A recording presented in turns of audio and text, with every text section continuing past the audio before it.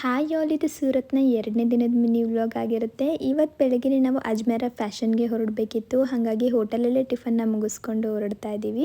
ಇಲ್ಲಿ ಶಾಪ್ಗಳೆಲ್ಲ ಓಪನ್ ಆಗೋದು 10:30 ಮೇಲೇನೆ. ಹಾಗಾಗಿ ನಾವು ಕೂಡ ನಿಧಾನಕ್ಕೆ ಹೊರಟು ಬೆಳಗಿನ ಬ್ರೇಕ್ಫಾಸ್ಟ್ಗೆ ಇಡ್ಲಿ, ಆಲೂ ಪರೋಟ, ಅವಲಕ್ಕಿ ಎಲ್ಲ ಥರನೂ ಮಾಡಿದರು.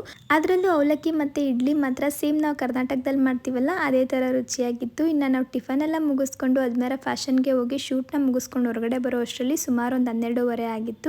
ನಮಗೆ ಸ್ವಲ್ಪ ಶಾಪಿಂಗ್ ಮಾಡಲಿಕ್ಕೆ ಹೋಗೋಣ ಅಂತ ಅಂದ್ಕೊಂಡು ಊಟದ ಟೈಮ್ ಆಗಿದ್ದರಿಂದ ಗುಜರಾತಿ ಥಾಲಿನ ಟ್ರೈ ಮಾಡೋಣ ಅಂತ ಹೇಳಿ ಹೋಟೆಲ್ಗೆ ಬಂದಿದ್ದೀವಿ. ನಾನು ಯಾವತ್ತೂ ಕೂಡ ಗುಜರಾತಿ ಥಾಲಿನ ಟ್ರೈ ಮಾಡಿರೋದಿಲ್ಲ. ಹಾಗಾಗಿ ನನ್ನ ಹಸ್ಬೆಂಡ್ ಕರ್ಕೊಂಡು ಬಂದಿದ್ದರು.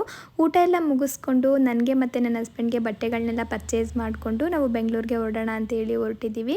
ಇನ್ನು ಲಾಸ್ಟ್ ವ್ಲಾಗಲ್ಲಿ ಸುಮಾರು ಜನ ಕಮೆಂಟ್ ಮೂಲಕ ಕೇಳ್ತಾ ಇದ್ರಿ ಸೂರತ್ಗೆ ಹೋಗಿ ಬರಲಿಕ್ಕೆ ಎಷ್ಟು ಖರ್ಚಾಯಿತು ಅಂತ ಹೇಳ್ಬಿಟ್ಟು. ಅದ್ರ ಬಗ್ಗೆ ನಾನು ಇವತ್ತು ಒಂದು ಲಾಂಗ್ ವಿಡಿಯೋ ಮಾಡಿ ಯೂಟ್ಯೂಬಲ್ಲಿ ಅಪ್ಲೋಡ್ ಮಾಡಿದ್ದೀನಿ. ಟೈಮ್ ಸಿಕ್ಕರೆ ಒಂದ್ಸಲ ಚೆಕ್ ಮಾಡಿ ನೋಡಿ.